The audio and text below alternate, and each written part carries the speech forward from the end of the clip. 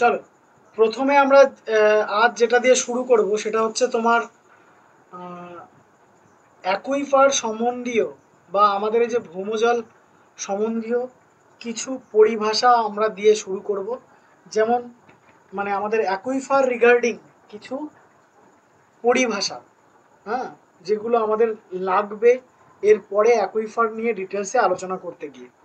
তো দেখো, প্রথম যে জিনিসটা আমাদের আলোচনা করার মধ্যে রয়েছে, একদম সবার প্রথমে আমাদের যে পরিভাষাটা জানা প্রয়োজন, অত্যন্ত প্রয়োজন, সেটা হলো আমাদের কি না অ্যাকুইক্লিড। এই যে দেখতে পাচ্ছ, এটা হচ্ছে অ্যাকুইক্লিড। অ্যাকুইক্লিড কি কি হয় না, দেখতেই পাচ্ছ এই টোটাল যে অংশটা দেখতে পাচ্ছ, টোটাল অংশটা কি ব্ল্যাক টোটাল, তাই না? তো কি হয় না না এটা এটার মধ্যে জল প্রবেশ করতে পারে না বললেই চলে, হ্যাঁ, এক নাম্বার কথা। আর এটা এর যে জল ধারণ ক্ষমতা, এটা খুবই কম। এর যে জল ধারণ ক্ষমতা সেটা কিন্তু খুবই কম। কিসের না, এই অ্যাকুইক্লিডের। তাহলে অ্যাকুইক্লিড কি যদি আমরা দেখি, আমরা দেখবো অ্যাকুইফারের উপরে, এই যে দেখো এটা হচ্ছে আমাদের অ্যাকুইফার, এর উপরে অথবা এর নিচে, হ্যাঁ, এই যে উপরে দেখো পার্টস অ্যাকুইফার রয়েছে। আমরা পরবর্তীতে জানবো পার্টস অ্যাকুইফারটা কি, ঠিক আছে? আপাতত এটা জেনে নাও, অ্যাকুইফারের উপরে বা অ্যাকুইফারের নিচে যদি কি হয়, কাদা দিয়ে বা শেল দিয়ে গঠিত কোনো অপ্রবেশ্য শিলাস্তর, এটা আমার কি শিলাস্তর? অপ্রবেশ্য শিলাস্তর। তো এই ধরনের অপ্রবেশ্য শিলাস্তরের ক্ষেত্রে কি হবে না, জল সেইভাবে প্রবেশ করতে পারে না, জল সেইভাবে কি করতে পারে না, প্রবেশ করতে পারে না। তো এই ধরনের যে শিলা স্তর, সেটাকে আমরা কি বলবো? অ্যাকুইক্লিড বলবো, ঠিক আছে? কি বলবো? অ্যাকুইক্লিড বলবো। এখানে কি হয় না, এখানে আরো একটা জিনিস হয় না, সেটা হচ্ছে জলের প্রবাহ। জলের যে প্রবাহ সেটা কিন্তু এই স্তরে হয় না। তাহলে অ্যাকুইক্লিড কি? অ্যাকুইক্লিড হলো অ্যাকুইফারের উপরে বা অ্যাকুইফারের নিচে বা কোনো মুক্ত জায়গায় যদি কি হয়, কাদা এবং শেল দিয়ে গঠিত কোনো অপ্রবেশ্য শিলাস্তর থাকে, যার জল ধারণ ক্ষমতা খুবই কম। যার জল ধারণ ক্ষমতা খুবই কম, এক নাম্বার কথা। দুই নাম্বার কথা, এই যে যে অ্যাকুইক্লিড, এর মধ্যে দিয়ে কি করতে পারে না, জল চলাফেরা করতে পারে না বা জলের প্রবাহ হয় না। এটাকে আমরা কি বলবো? এটাকে বলবো আমরা অ্যাকুইক্লিড। তাহলে এর মধ্যে তো জল নেই বললেই চলে। এখন যদি আমি এখানে নল দিয়ে, আমি যদি এখন এখানে নল দিয়ে আমি জল তোলার চেষ্টা করি, এখান থেকে কি জল আসবে? জল কিন্তু আসবে না। অর্থাৎ এখান থেকে কূপ বা নলকূপ কোনোটাই খনন করা যায় না। কূপ বা নলকূপ কোনোটাই কিন্তু খনন করা যায় না। এই স্তরটাকে বলা হয় কি? অ্যাকুইক্লিড। হুম, অ্যাকুইক্লিড। ওকে, চলো নেক্সট আমরা এখান থেকে জানবো অ্যাকুইটার্ড। হ্যাঁ, অ্যাকুইটার্ড। অ্যাকুইটার্ডটা কি? দেখো, অ্যাকুইটার্ডটা হলো, আমরা যদি দেখি অ্যাকুইটার্ড,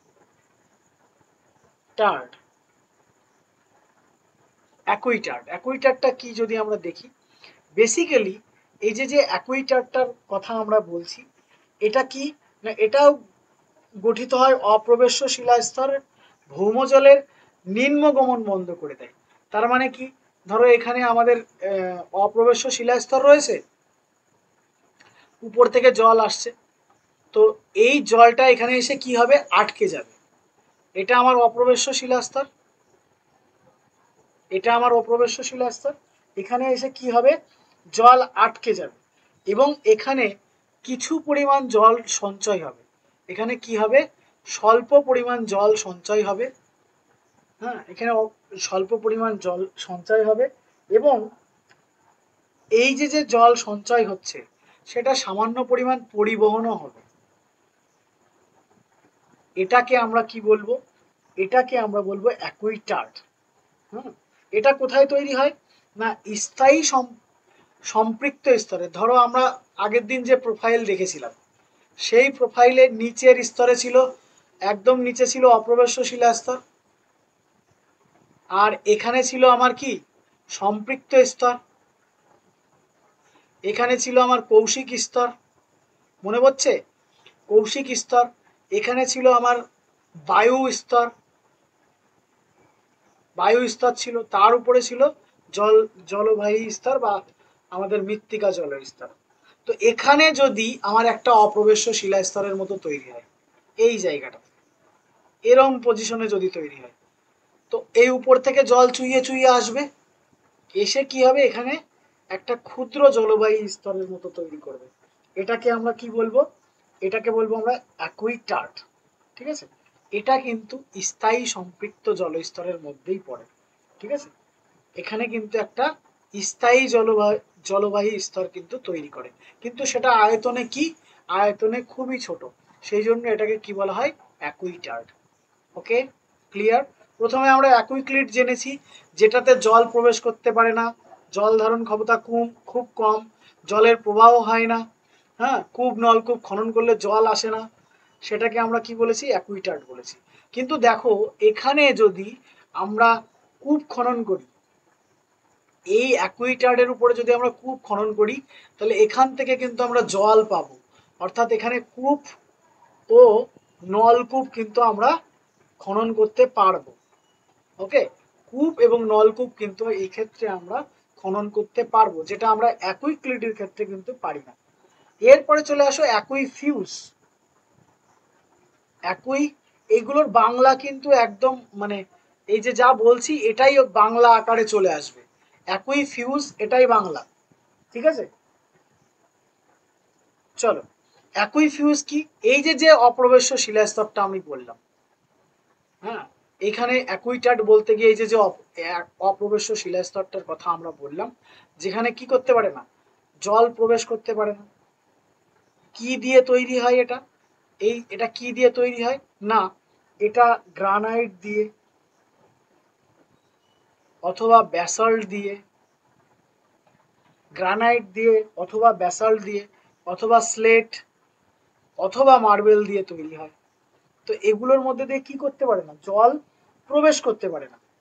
হুম, এর মধ্যে জল সঞ্চয়ন হয় না, জল প্রবেশও করতে পারে না। এটা কিন্তু জল বিচ্ছিন্নকারী একটা স্তর, মানে এর নিচেও হয়তো প্রবেশ্য শিলাস্তর থাকতে পারে বা জলের প্রবাহ হতে পারে, কিন্তু এটার মধ্যে দিয়ে কিন্তু কোনো রকম জলের প্রবাহ হয় না। এটাকে আমরা কি বলবো, এটাকে বলবো আমরা অ্যাকুইফিউজ। ওকে, এটাকে আমরা কি বলবো, অ্যাকুইফিউজ। এরপরে চলে আসো, তাহলে আমরা অ্যাকুইফার বুঝেছি, অ্যাকুইটার্ট বলেছি, অ্যাকুইফিউজ বলেছি। নেক্সট চলে আসো, এখান থেকে আরো দুটো জিনিস আমাদের জানতে হবে, সেটা হচ্ছে কি, অ্যাকুইনিফার্ড। অ্যাকুইনিফার্ড, অ্যাকুইনিফার্ড, দেখো অ্যাকুইনিফার্ড যদি আমরা দেখি, তাহলে আমরা কি দেখব না, এটাও এই যে যে স্তরটা তৈরি রয়েছে, এর প্রবেশতা মানে এমনি অপ্রবেশ্য শিলাস্তরও এটাকে বলতে পারবো না, আবার প্রবেশ্য শিলাস্তরও বলতে পারবো না। ঠিক আছে, প্রবেশ্য এবং অপ্রবেশ্য শিলাস্তর এর মাঝামাঝি একটা অবস্থা, যেখানে জলের অনুস্রাবণ মানে এর মধ্যে জল খুব কম মাত্রায় ফ্লো হয় এবং খুব কম কম মাত্রায় এখানে জল পাওয়া যায়। হ্যাঁ, যে জলের প্রাপ্যতা খুব কম, জলের প্রাপ্যতা কি, খুব কম। তো এটাকে আমরা কি বলবো, অ্যাকনিফার্ড। এটাকে আমরা কি বলবো, অ্যাকনিফার্ড। এটা কি অবস্থা না, এটা প্রবেশ্য এবং অপ্রবেশ্য শিলাস্তরের মাঝামাঝি অবস্থা। ঠিক আছে, লাস্ট আমরা এখান থেকে আর একটা টার্ম জানবো, সেটা হচ্ছে অ্যাকুইডাক্ট। AQUIDUCT, aqueduct. অ্যাকুইডাক্টটি কি, আমাদের ভূ অভ্যন্তরের যে জল সঞ্চার বা জল নিষ্কাশনের জন্য তৈরি কৃত্রিম পথ, হ্যাঁ, আমরা যে যে নলকূপ স্থাপন করছি, হ্যাঁ, এই কৃত্রিম পথকে আমরা কি বলবো, অ্যাকুইডাক্ট বলবো। এক কথায় অ্যাকুইডাক্ট কি, কূপ বা নলকূপ। কি বলবো, কূপ বা নলকূপ, এদেরকে আমরা কি বলবো, অ্যাকুইডাক্ট। ওকে, ক্লিয়ার হয়েছে? আমি পাঁচটা জিনিস আবার ক্লিয়ার করে দিচ্ছি। অ্যাকুইক্লিড, যার মধ্যে জল ধারণ ক্ষমতা কম, জলের প্রবাহ হয় না বললেই চলে, যেখান থেকে কি করা যায় না, কূপ নলকূপ খনন করে জল তোলা যায় না, সেটাকে আমরা কি বলবো, সেটাকে আমরা বলবো অ্যাকুইক্লুইড। ওকে, সেটাকে আমরা কি বলবো, অ্যাকুইক্লুইড। 1 মিনিট।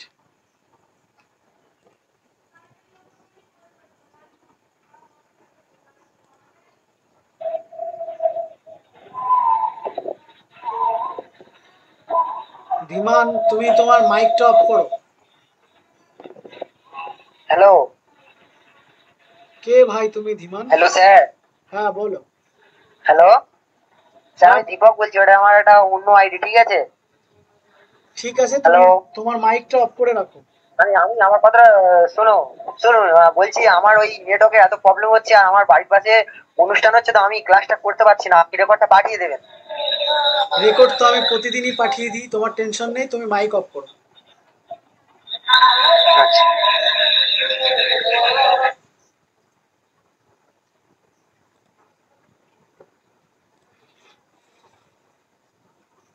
তাহলে আমরা কি বলছিলাম, অ্যাকুইক্লিড।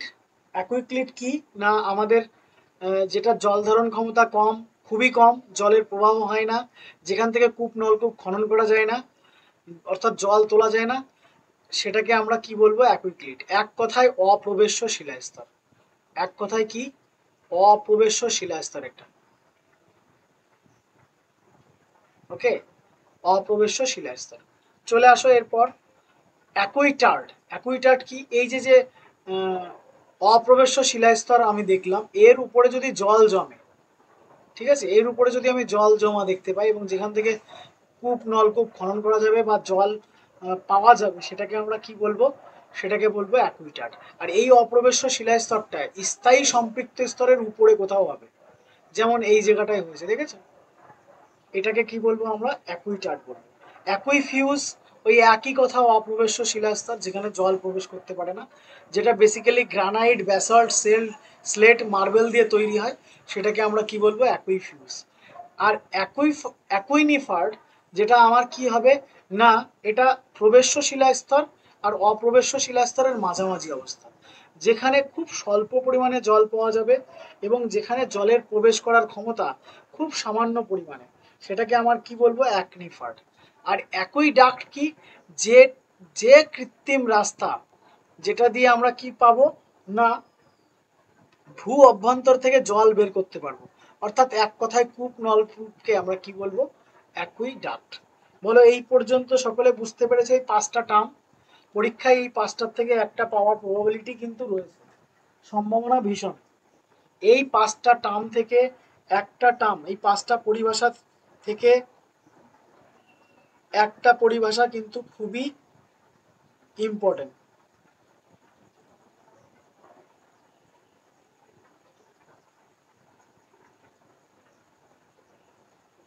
বলো, বুঝতে পেরেছো এই 5টা জিনিস?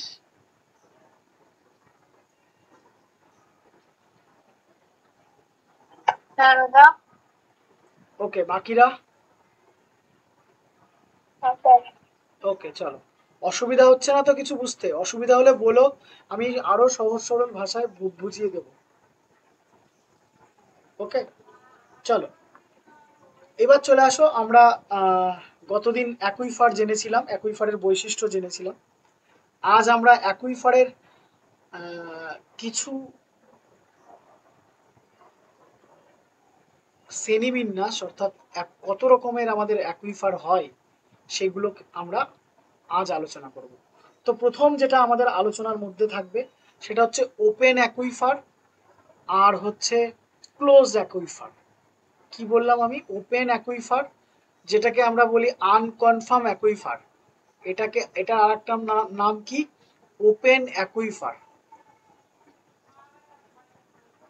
ওকে, আর একটা কনফার্ম, যেটা আমাদের কি, ক্লোজড, মানে বাংলায় এটাকে আমরা বলি মুক্ত জলবাহী স্তর, মুক্ত জলবাহী স্তর। আর একটা হচ্ছে বদ্ধ জলবাহী স্তর, বদ্ধ বা আবদ্ধ।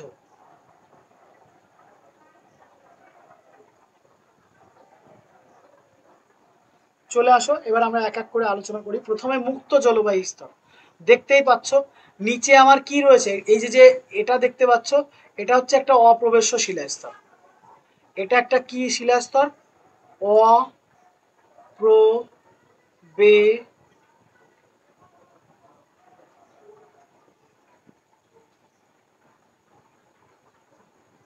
শিলাস্তর। এটা কি আমার?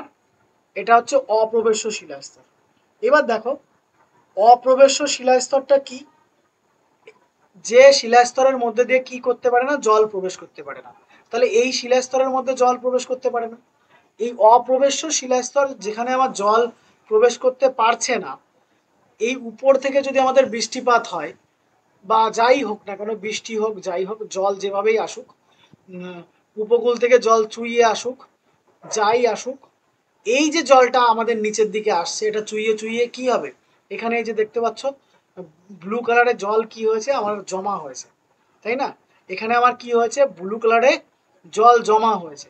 এই যে জলবায়ু স্তরটা, যেখানে যার উপরে কি থাকে না? যার উপরে কোনো রকম অপ্রবেশ্য শিলাস্তর থাকবে না, নিচে একটা অপ্রবেশ্য শিলাস্তর থাকবে, সেটাকে আমরা কি বলবো? মুক্ত জলবায়ু স্তর।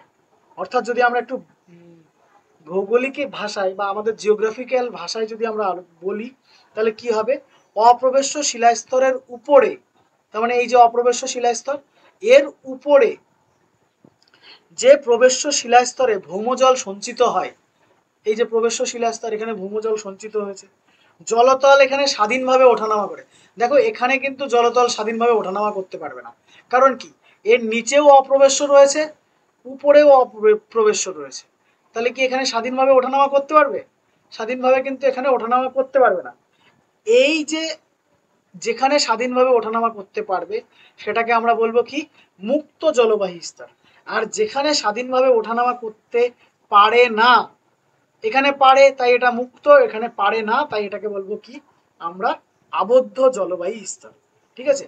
আর এই আবদ্ধ জলবায়ু স্তরকে আর একটা নামে ডাকা হয়, সেটা হচ্ছে আর্টেজীয় জলবায়ু স্তর।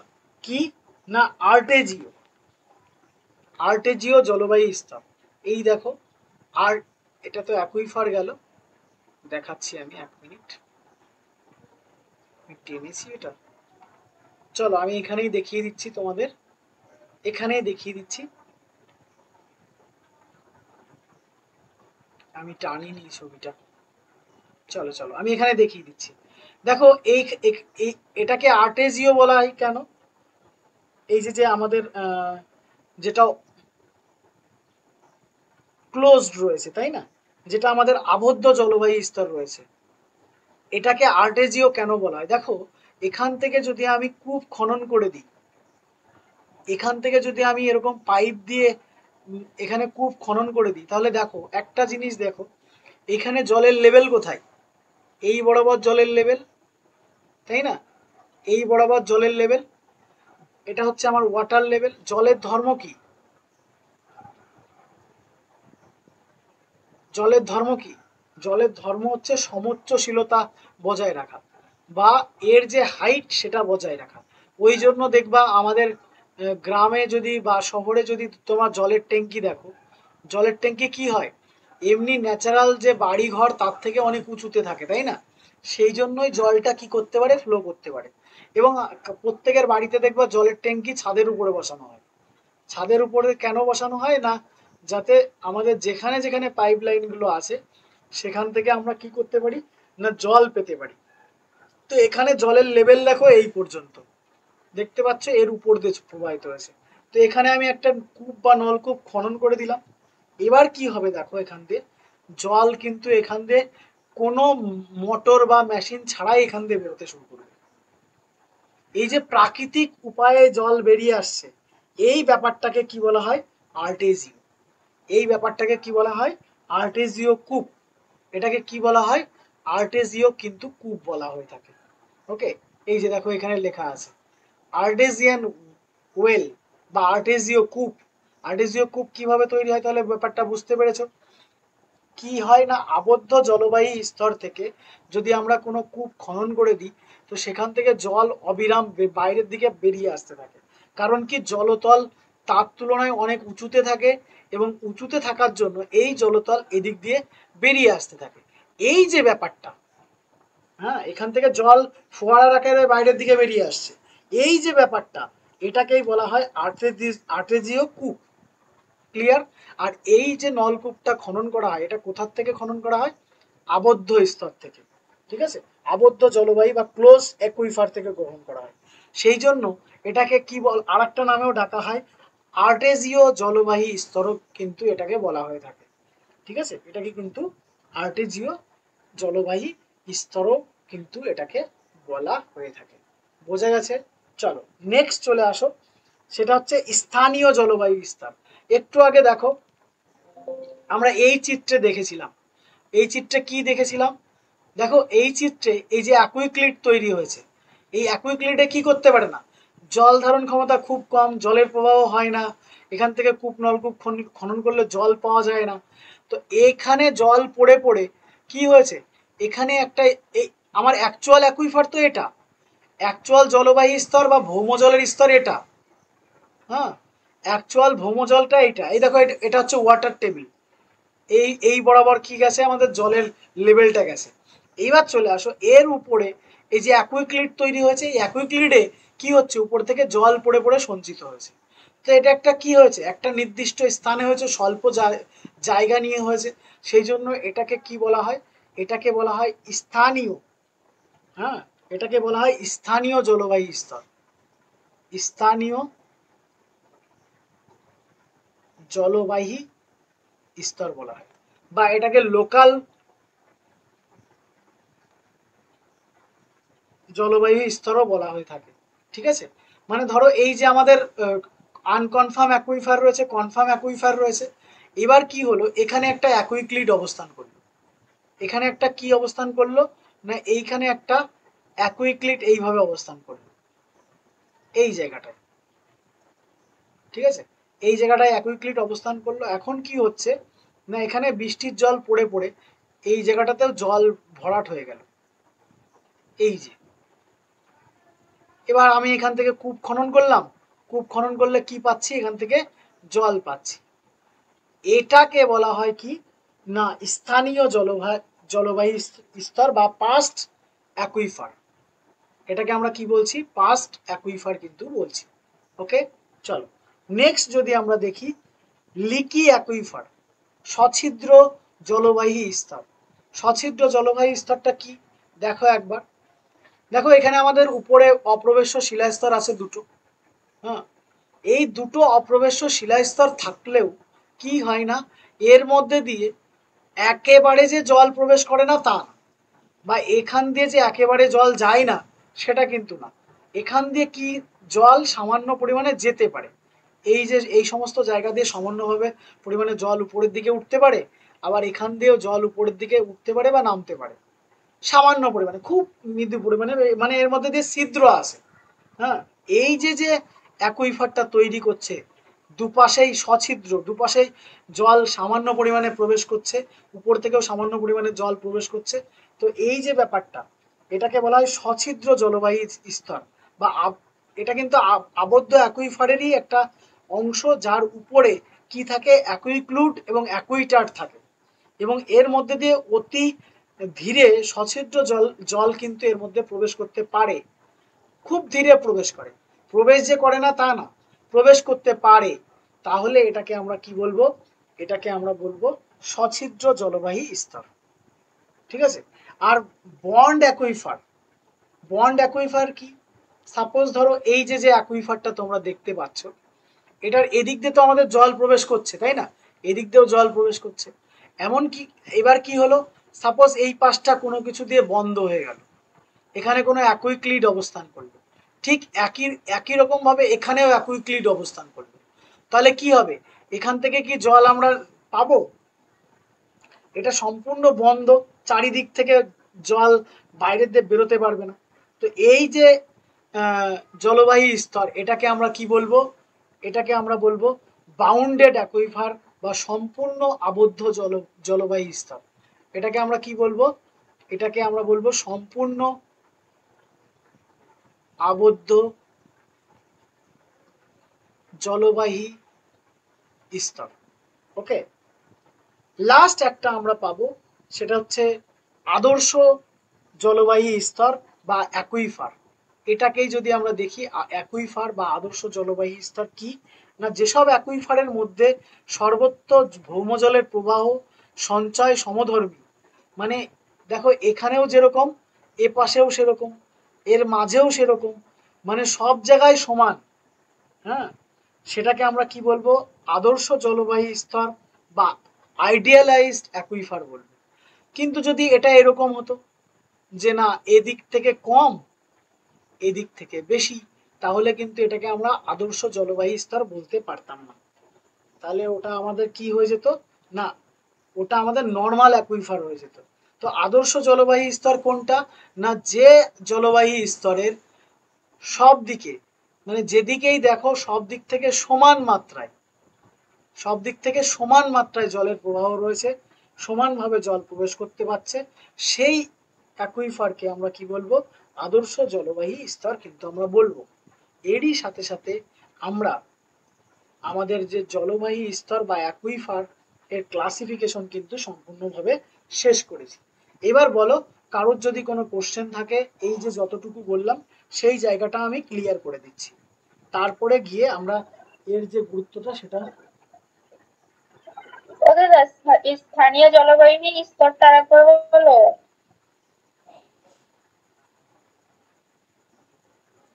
স্থানীয় মানে পার্সড অ্যাকুইফার, তাই তো? চলো, হ্যাঁ হ্যাঁ। এই দেখো আমি এখানে কি পাচ্ছি, মুক্ত অ্যাকুইফার, আর একটা হচ্ছে কি আবদ্ধ অ্যাকুইফার, তাই না? একটা মুক্ত, একটা হচ্ছে আবদ্ধ। এবার চলে আসো, এখানে ধরো কোনো কারণে অ্যাকুইক্লিড তৈরি হলো, এই যে মুক্ত জলবায়ু স্তরের উপরে কোথাও একটা অ্যাকুইক্লিড তৈরি হলো। অ্যাকুইক্লিড মানে কি, তার মধ্যে জল ধারণ ক্ষমতা থাকবে না, তার মধ্যে জল প্রবেশ করতে পারবে না। বা এখানে ধরো কোনো কারণে অপ্রবেশ্য একটা শিলাস্তর রয়েছে, কি রয়েছে, অপ্রবেশ্য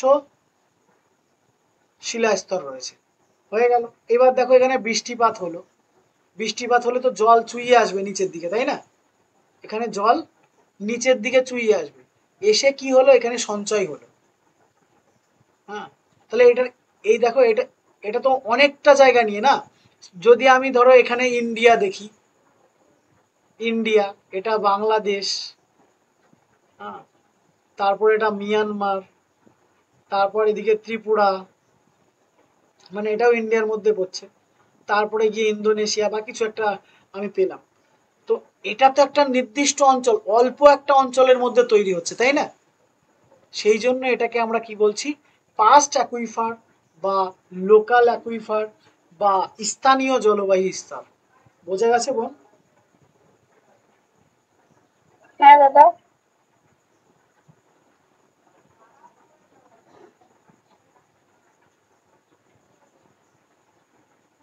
চলো, বাকি আরো কারো কোনো কোশ্চেন?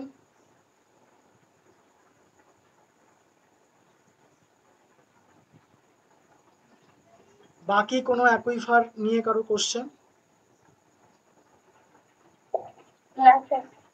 ওকে, চলো, এরপর আমরা এখান থেকে আর কিছুই নেই, আমাদের ভৌমজলের যে সংবহন সেটা আমরা একটু জানবো।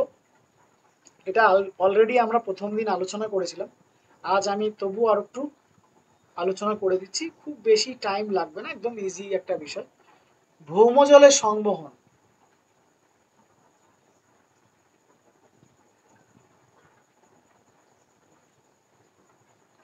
ভৌমজলের সংবহন, দেখো একটা জিনিস খেয়াল করে, প্রথম কথা হলো এই ভৌমজলের সংবহন মানে আমরা ক্লাস 10-এ পড়েছি রক্ত সংবহন তন্ত্র, তাই না? তার মানে কি, ওখানে রক্ত পরিবহিত হতো আমাদের সারা শরীরে, ঠিক একই রকম ভাবে এখানে জল পরিবহিত হবে। তো জল পরিবহন হওয়ার প্রথম শর্ত কি, ফার্স্ট শর্ত কি বলো, আগে তো আমার রিচার্জ হওয়া লাগবে, এই জলটা তো এখানে আসতে হবে, তাই না? জল তো, তোমাদের ফোনে কথা বলতে গেলে কি করতে হয়, আগে রিচার্জ করতে হয়, পরিপূরণ করতে হয়। তো আগে আমাদের কি দরকার, পরিপূরণ করার দরকার, সেটা আমাকে দেখতে হবে পরিপূরণটা কিভাবে হচ্ছে। তো পরিপূরণটা কিভাবে হচ্ছে, এই দেখো এখানে লেখাই আছে রিচার্জ এরিয়া। হ্যাঁ, রিচার্জ এরিয়া। তো দেখো রিচার্জ এরিয়া বলতে যেখান দিয়ে জল কিন্তু আমার এই যে আবদ্ধ জলবায়ু স্তরের মধ্যে জল প্রবেশ করছে, তাই না? তো দেখো এটা কিভাবে হয়, প্রাকৃতিক উপায়ে হোক বা কৃত্রিম উপায়ে হোক, হ্যাঁ যেভাবেই হোক, ভূ অভ্যন্তরে যে জলের ভান্ডার, এটা তো ভূ অভ্যন্তরের জলের ভান্ডার, এটা তো এটা তো রিচার্জ হওয়া দরকার।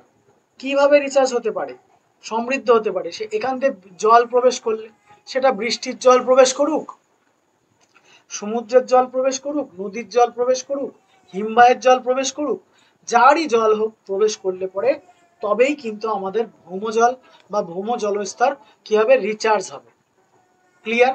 তাহলে পরিপূরণ সংবহনের ক্ষেত্রে আমাদের ভৌমজলের সংবহনের ক্ষেত্রে প্রথম আমার যেটা জানার দরকার সেটা পরিপূরণ, কিভাবে পরিপূরণ হচ্ছে। এখান থেকে প্রশ্ন আসবে না, জাস্ট একটু জেনে নাও ব্যাপারটা। 2 নাম্বার হচ্ছে প্রবাহ বা বিচলন। প্রবাহ বা কি বিচলন, কি জিনিস বিচলন? এই যে আমাদের জলটা এই প্রবেশ্য শিলাস্তরে রয়েছে, এটা তো এর মধ্যে প্রবাহিত হয়। এই যে এখান থেকে কূপ দ্বারা যখন আমি জল তুলবো তখন পার্শ্ববর্তী অঞ্চল থেকে এখানে জল চলে আসবে না? এই যে ব্যাপারটা, এই যে জল এক জায়গা থেকে উঁচু থেকে নিচু, নিচু থেকে উঁচু এই দিকে প্রবাহিত, দেখো এই বরাবর যদি আমি কূপ খনন করে দিই, এটা তো জলের লেভেল এই যে, তাহলে এখান থেকে জল ফোয়ারার আকারে বেরিয়ে আসবে। এখান থেকে জল কি আকারে বেরিয়ে আসবে, ফোয়ারার আকারে বেরিয়ে আসবে। তো এই যে জল অত্যন্ত ধীর গতিতে উঁচু থেকে নিচের দিকে প্রবাহিত হয়, এটাকেই আমরা কি বলি, বিচলন বলি। ঠিক আছে, কিসের, ভৌম জলের। লাস্ট আর একটা হচ্ছে ক্ষরণ বা নিঃসরণ। এই যে আমি কূপ নলকূপ দিয়ে কি করছি, জল বাইরে বের করে নিয়ে আসছি, এটাই হচ্ছে আমাদের কি, ক্ষরণ বা নিঃসরণ। ওকে, চলো এরই সাথে আমাদের ভৌম জলের সম্পূর্ণ অধ্যায় হয়ে গেছে। আমি কাল তোমাদের নোটস প্র্যাকটিস সেট এখান থেকে দিয়ে দেবো। তার আগে বলো, এই পর্যন্ত বা এই যে 2-3 দিন ধরে 3টে ক্লাসে আমরা ভৌমজল শেষ করলাম, এই 3টে ক্লাসের কোথাও কারোর কোনো আপত্তি আছে কিনা সেটা আমায় বলো। আর যদি আপত্তি না থাকে তাহলে এখানেই আমাদের ক্লাস শেষ করব। আর আজ তোমরা ফিডব্যাক দেবে, তোমাদের গ্রুপে ফিডব্যাক দেবে যে ক্লাস কেমন লাগছে আর ক্লাসের সাথে আর কি অ্যাড করলে তোমাদের সুবিধা হয়। হ্যাঁ, এটার ফিডব্যাক দেবে। আমি তোমাদের পেইড ব্যাচের বৈশিষ্ট্যগুলো আজ হাইলাইট করে দিচ্ছি ফাইনাল। হ্যাঁ, পেইড ব্যাচের বৈশিষ্ট্যগুলো আমি একটু হাইলাইট করে দিচ্ছি। পেইড ব্যাচে তোমরা পাবে 1 নাম্বার লাইভ ক্লাস, কিছু কিছু ক্লাস রেকর্ডিং আকারেও পেতে পারো, যেমন সম্পদের ক্লাস, ওগুলো তো আর লাইভ ক্লাস করানোর ব্যাপার নেই, ওগুলো তোমরা যদি রেকর্ডিং দেখো সেখান থেকেও বুঝে নিতে পারবে। 2 নাম্বার তোমরা নোটস পাবে, ডিজিটাল নোট।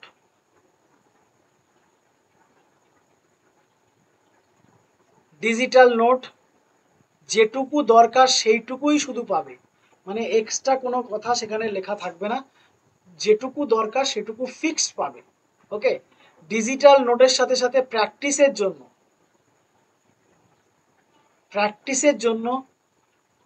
প্র্যাকটিস সেট পাবে।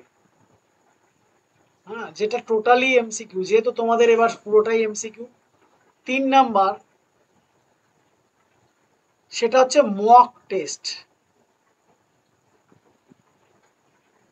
মক টেস্ট থাকছে তোমাদের, প্রতিটা লেসনে 2টো করে মক টেস্ট পাবে। আর ওভারঅল সিলেবাস,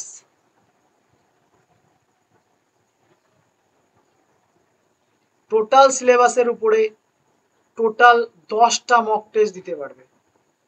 মানে যে পরীক্ষা তোমাদের স্কুলের বাইরে গিয়ে দিতে হবে, সেই মক টেস্ট তোমরা এখানে আমার এখানে 10 বার পরীক্ষা দিয়ে তারপর যেতে পারবে। 1 নাম্বার কথা। 2 নাম্বার কথা হচ্ছে সেই মক টেস্টের অ্যানালাইসিসে তোমরা বুঝতে পারবে কার পয়েন্ট কোথায় আছে। ওকে, আর এমনি তো আমাদের লেসন শেষ হলে প্র্যাকটিস সেট থাকছে। 3 নাম্বার আমাদের অ্যাপে তোমাদের প্রত্যেকটা ইউনিট প্রতি এক্সাম দেওয়ার ব্যবস্থা।